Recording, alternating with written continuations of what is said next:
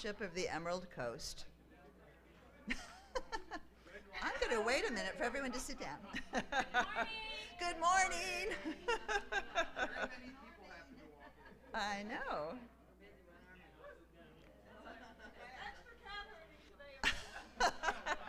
It's like school. So if you are a careful reader of your order of service, you might notice it says the service leader this morning is Shar Farley. I am not her. I am Amanda Pyburn, a member here, and I am substituting for Shar today. She and Ed have COVID, but I talked to her yesterday. She said Lisa is taking good care of them, and they are getting better, but maybe a little bit before they are getting better, but maybe a little bit before they can come back again. She did prepare the service, so all readings, etc., are credit to. The UU Fellowship of the Emerald Coast is a religious community united by UU principles, which you find on the back of your order of service. We are committed to service, spiritual growth, and caring fellowship. For visitors today, we especially welcome you. If you fill out a visitor card by the front door, we'll be able to contact you and let you know about upcoming events. We do not require a common creed for membership here, but we do share certain values. I mentioned our 7 principles. One major way our faith differs from most others is that we do recognize that these were written by us, by the common group of people we call UUs. Do them now and then as times change and our aspirations evolve. We feel each of us is on a spiritual journey, and we share with each other our quest for a more meaningful life. We welcome you to share that journey in this safe space. Announcements are listed in your order of service, and we also have an announcement by Jane and Gil.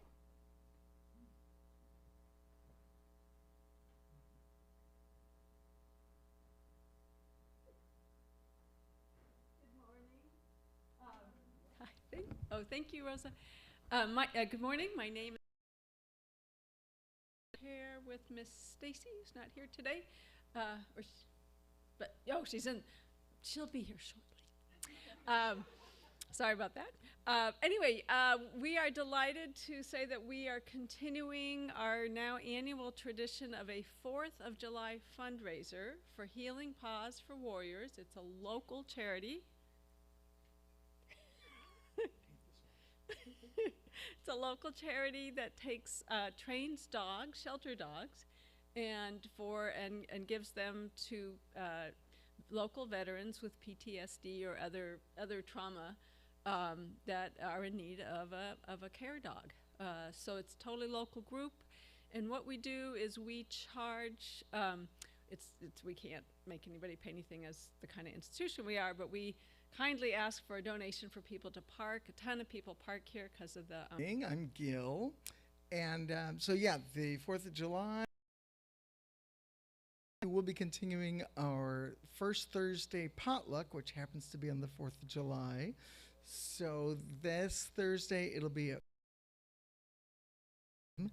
and there is a sign-up sheet this time, which we normally don't do for our Thursday potlucks, but this time we're going all out, baby. We're having a sign-up sheet. So there's a sign-up sheet. This will be in the back. Feel free to sign up and write down the items that you're going to bring.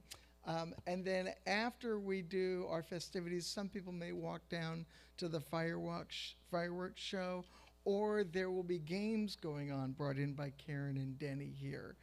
So it should be a really fun evening. Hope you can all make it. Encourage you to help volunteer earlier than 5 with the parking lot fundraiser. They need all the help they can get. Even a half hour will help with this heat. Yes, yeah, it's hard to sit out there. Thanks.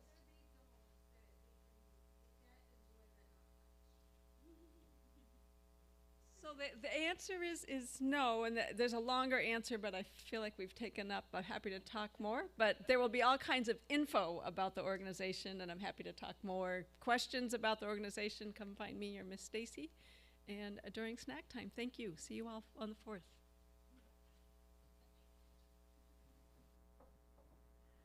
Be sure to check out the order of service for other announcements, including TV dinner theater coming up the day after, services, and a description of our second hour offerings today. After every service, we have a time for coffee, refreshments, and conversation. And then from 11:15 to 12:15, we have these small discussion groups. There are 3 wonderful choices today. If you'd like to continue the discussion with our speaker, Joshua Moore, about his sermon, you'll want to be up front for the speaker's circle. We also have Jane Parks, again, in the library doing spiritual reflections. And Cal Adams will be in the harmony room, which is around to the right where the piano is. And his topic is who to help and why. So a couple of interesting new groups going on here. Everyone is encouraged to stay and participate. And now the prelude prepares us for the service.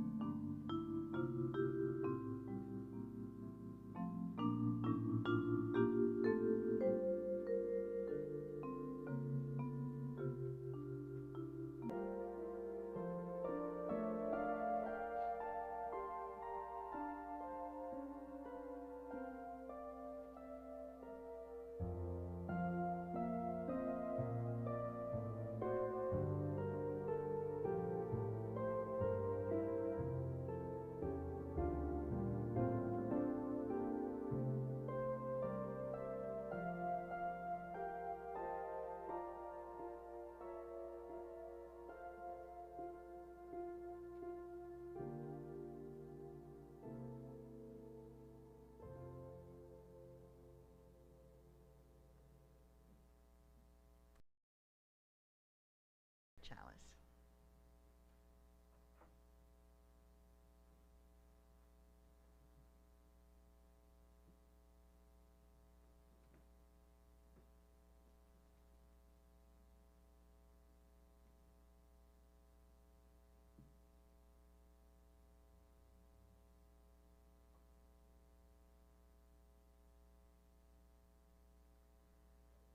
The flaming chalice is the symbol of Unitarian Universalism.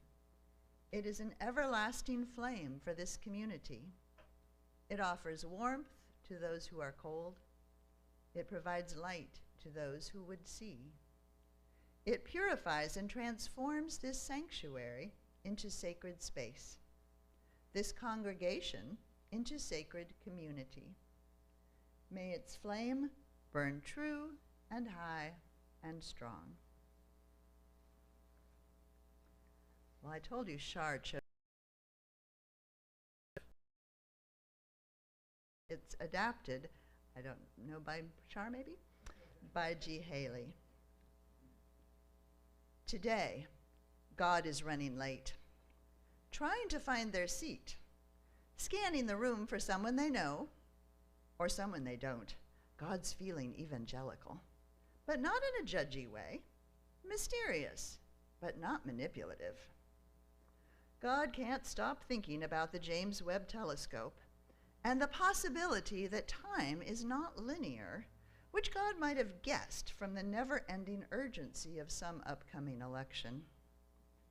God is tired of grief and white supremacy and the warming of oceans, the plastic waste floating in the water. Not to mention, it's hot outside. God, can't you do something about that? But God's hearing aid batteries ran out, and they haven't had time to order more, or that's what they say when asked. And that last emergency room visit maxed their credit cards, and their partner's been working DoorDash for some extra cash, but it's just not enough. And really, God just wants to be present. Stop worrying about everything. Sing, breathe, laugh. We got you, God, we say. We'll settle in. We'll be present. And we will sing. We'll tell stories and breathe deeply. You are safe here, God. Your creation is not yet done creating you. Come, let us worship together. For our opening hymn, Morning Has Broken, which will be up on the screen, or it's number 38.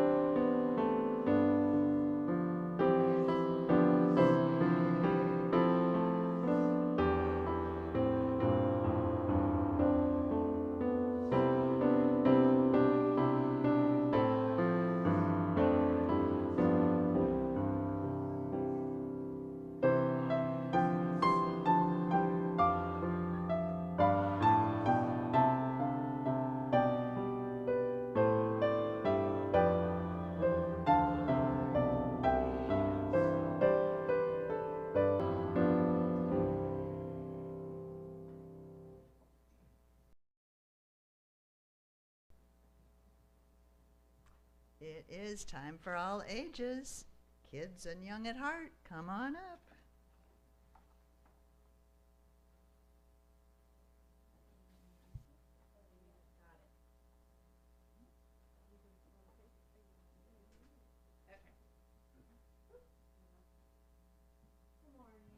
Good morning. This morning, this delightful sparkle that teaches me every day how to play and who sets hurricanes in motion with her feet steps, because she's powerful and wonderful, is going to read our book this morning.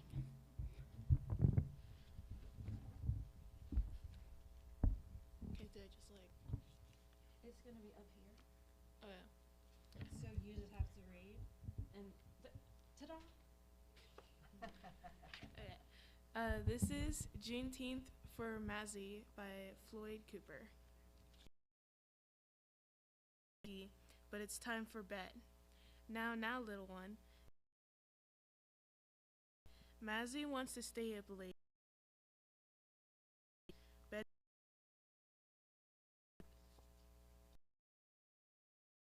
Grumpy Sugar Bear asks Dad. I can't go where I want, have what I want, or do what I want, answers Mazzy. Well, tomorrow you can have a celebration, says Dad. What are we celebrating? Asks Mazzy. We will celebrate the day your great-great-great-grandpa Mose crossed into liberty. The day will be celebrated by us and many more families on the day we call Juneteenth. Dad lifts Mazzy into his arms. I bet you're tired of hearing no all the time. Well, great-great-great-great-grandpa Mose heard no even more. Grandpa Mose worked in fields that stretched all the way to the sunset. He and other enslaved people would be bone-tired, but they had to keep going. Their enslavers wouldn't let them quit, but as they worked, they thought about freedom. And before they finally went to sleep at night, they prayed about freedom and made plans for change and a better future. Some slaves ran north to freedom, following a bright star in the sky.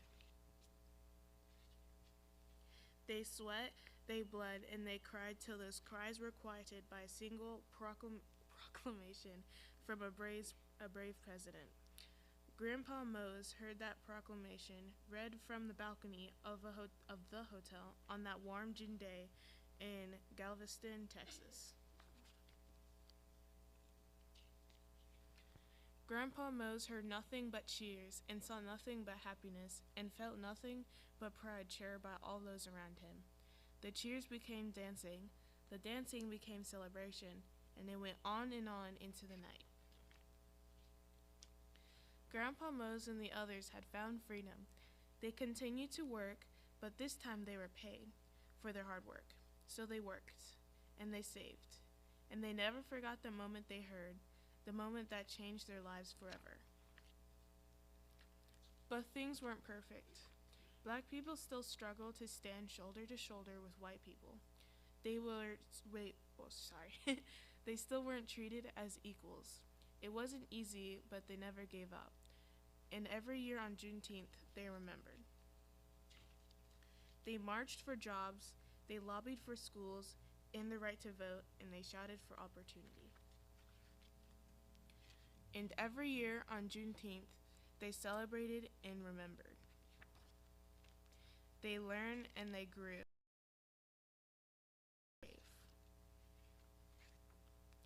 They excelled and achieved. They became heroes. Now, sweet Mazzy, it's your turn to celebrate just like great-great-great-great-grandpa Mose. It's your turn, Mazzy, to eat some barbecue and drink some strawberry pop. It's your turn to celebrate and to remember. Should I read this? On June 19th, 1865, soldiers arrived in Galveston, Texas, announcing the end of slavery in the United States. It was more than 2 years after President Lincoln's Emancipation Proclamation, celebrated every year on June 19th. Juneteenth commemorates the announcement of the abolition of slavery and the emancipation of black citizens throughout the entire United States. Yes. Thank you.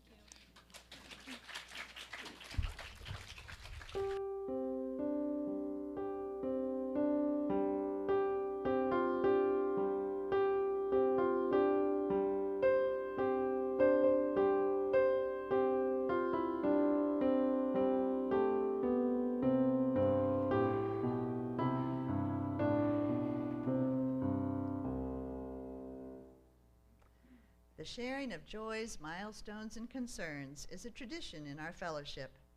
You're welcome to come up, take a glass pebble, put it into the bowl of water silently, or while speaking a few words into the microphone. This practice shares our joys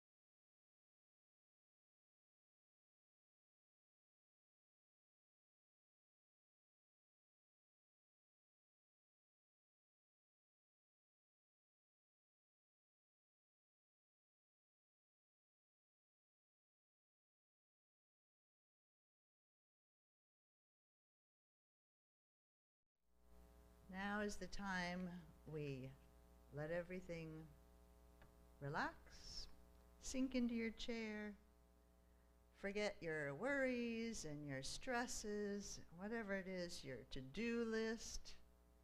It is our time for meditation and prayer. Breathe deep in company, and I will close this with a few words.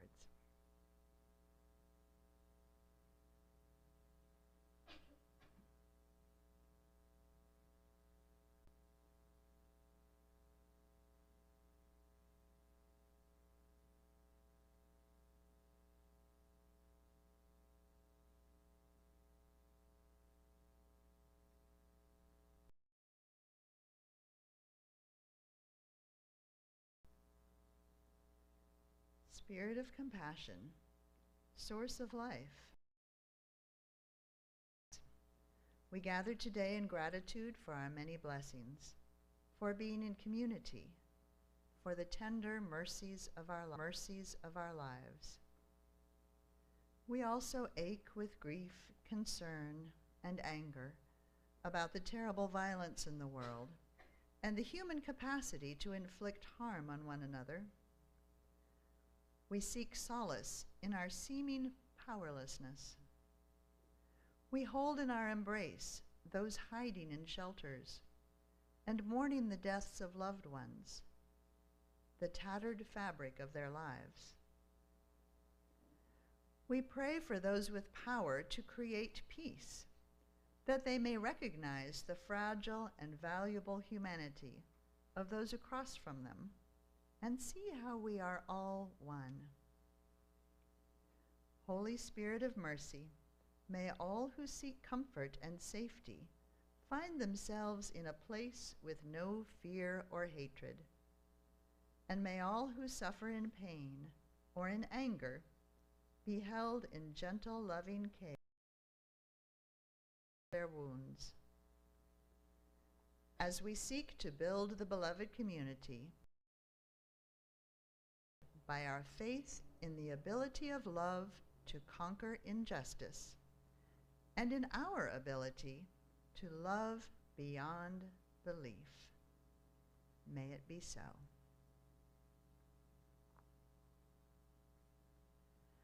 After our song of dedication, the greeters will take up the offering. If you're paying your pledge with a check today, please make a note in the memo line that it is for your pledge. We also share all cash donations and unmarked checks equally each week with a local charity.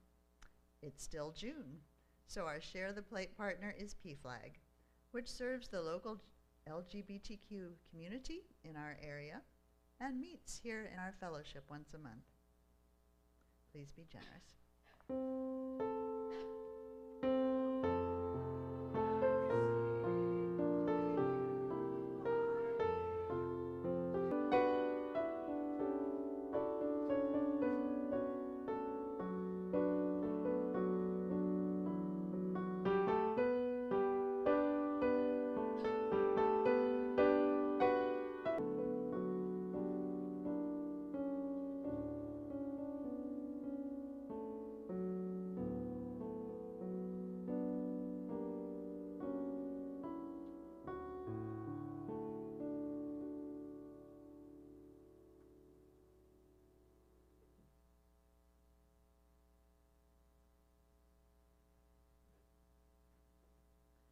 Our speaker this morning is a member of this fellowship, someone you know well, Joshua Moore.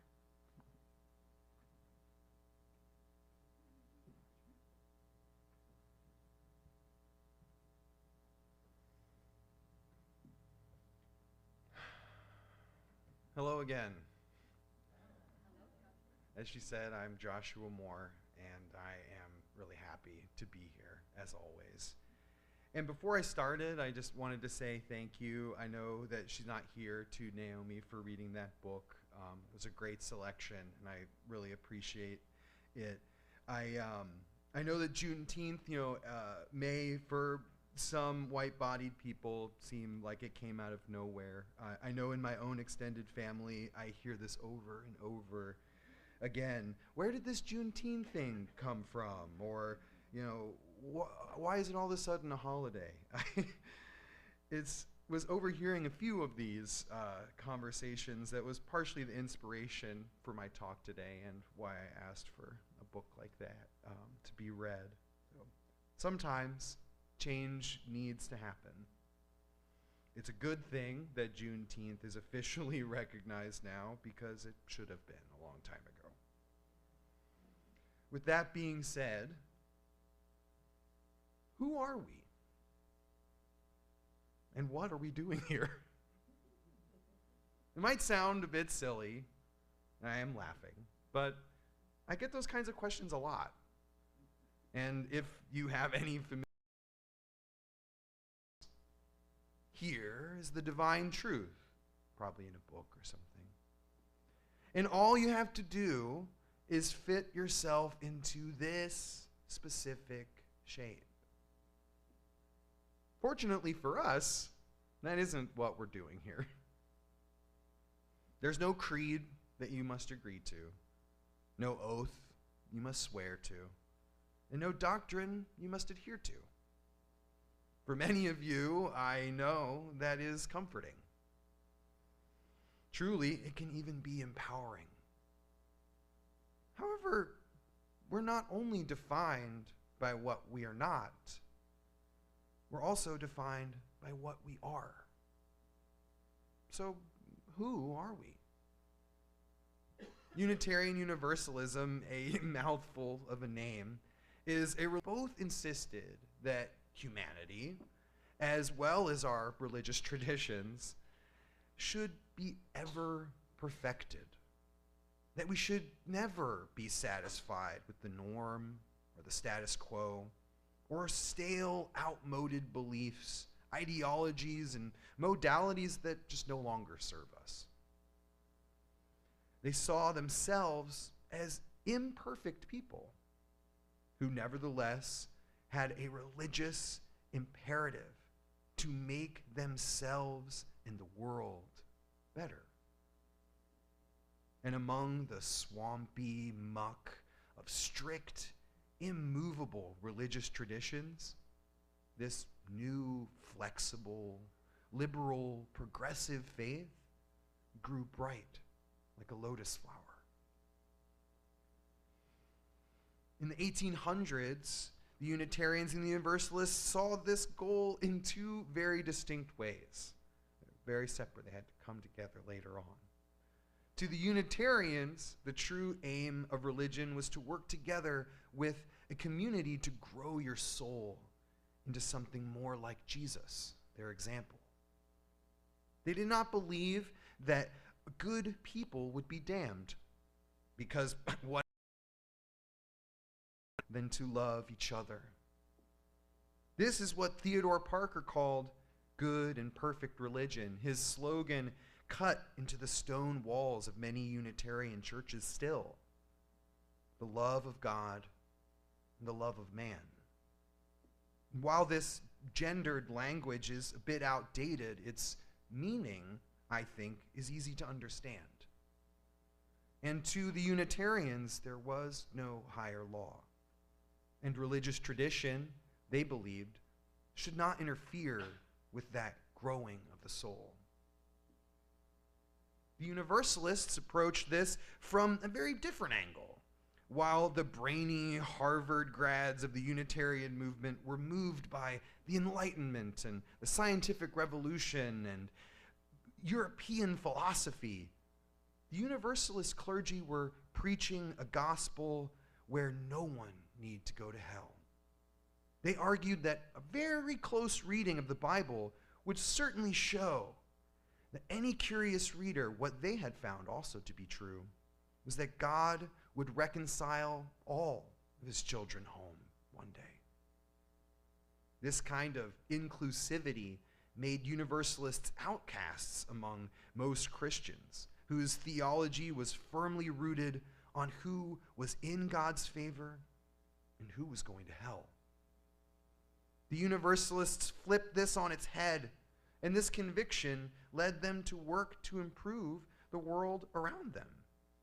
As their thinking went, if we were all bound for heaven, and all God's children, then we should act as one big family right now and help each other out.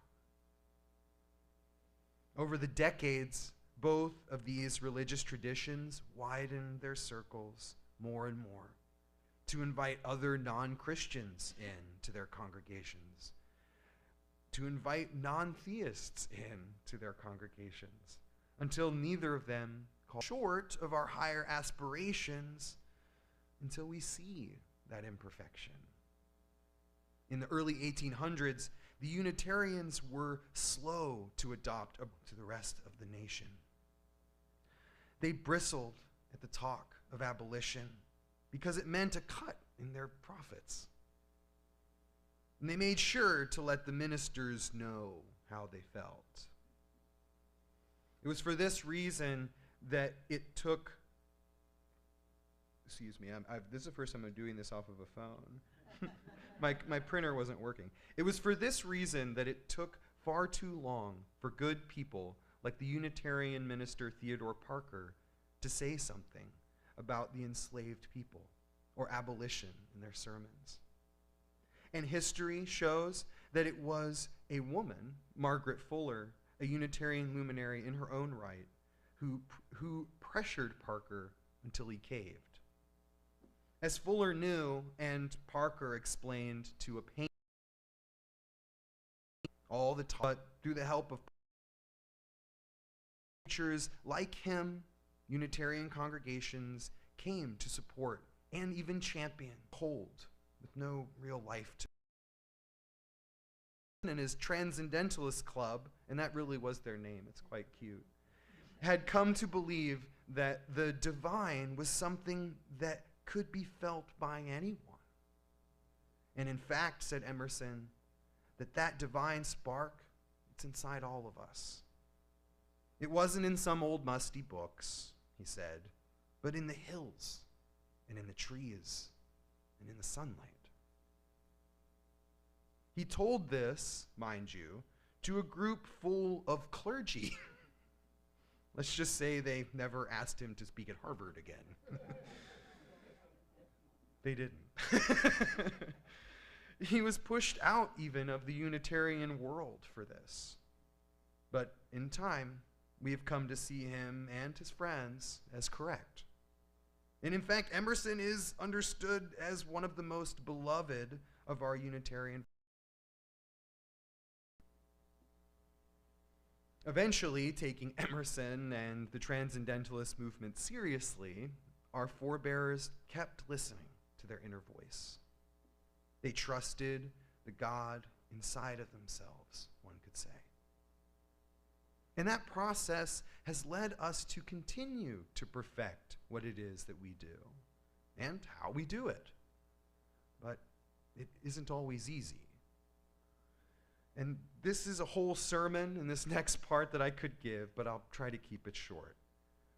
During the 1969 General Assembly, our democratic body that handles all the major changes within the larger Unitarian Universalist Association experienced what we call now the empowerment controversy.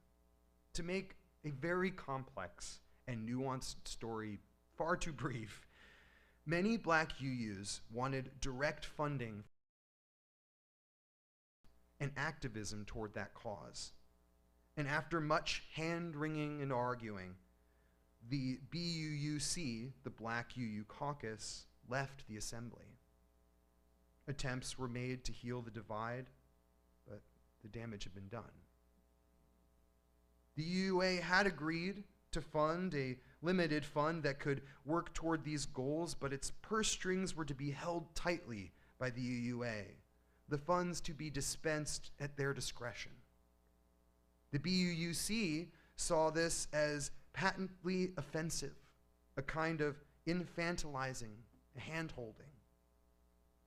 They saw this as typical of the legacy of white supremacy. In hindsight, I believe that the BUC was correct in that assessment. They needed help. They didn't need someone to hold their hand to do it.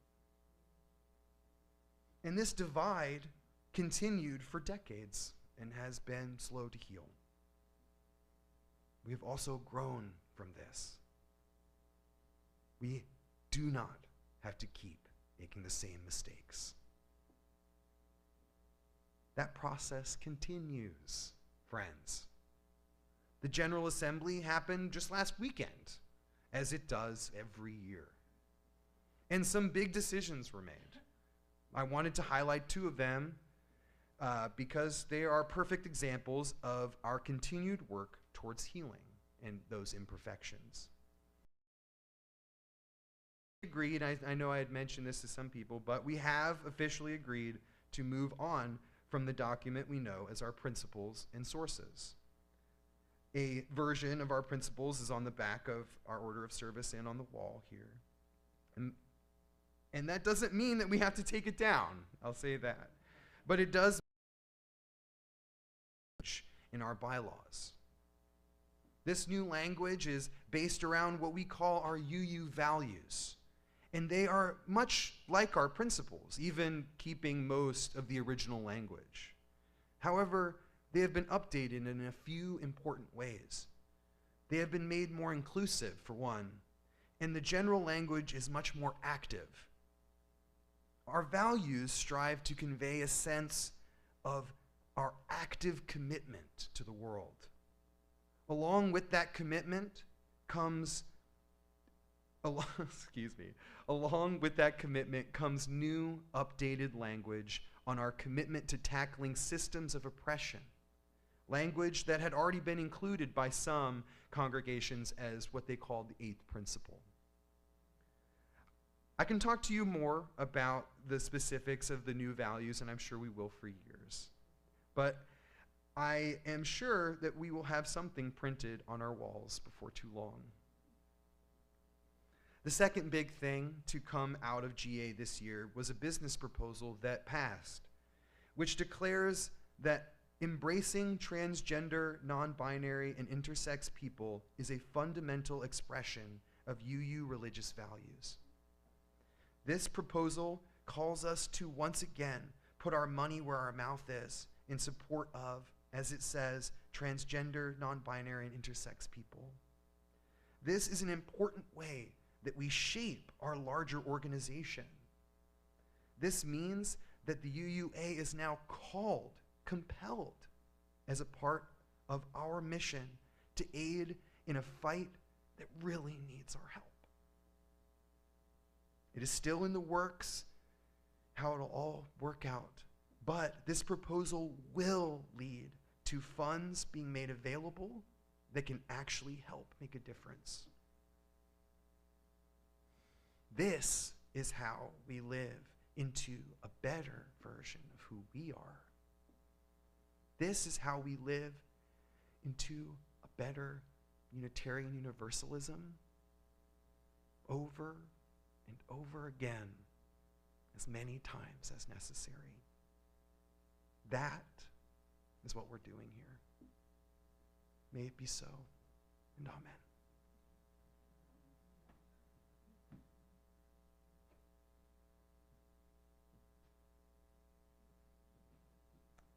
I always learn when you come up, Joshua. Thank you.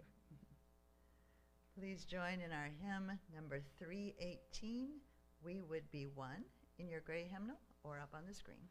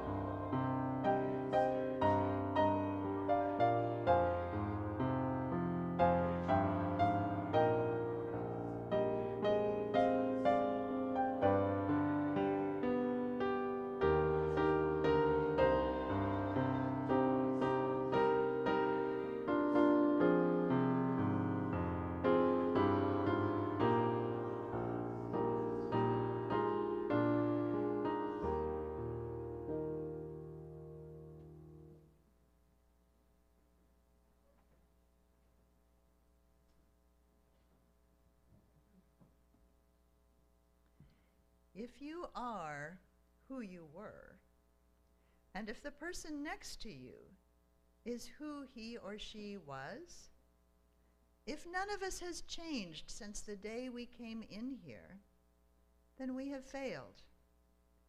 The purpose of this community, of any church, temple, zendo, mosque, is to help its people grow. We do this through encounters with the unknown, in ourselves, in one another, in the other, whoever that may be for you, however hard that may be, because these encounters have many gifts to offer. So may you go forth from here this morning, not who you were, but who you could be. So may we all. Please stay seated for the postlude.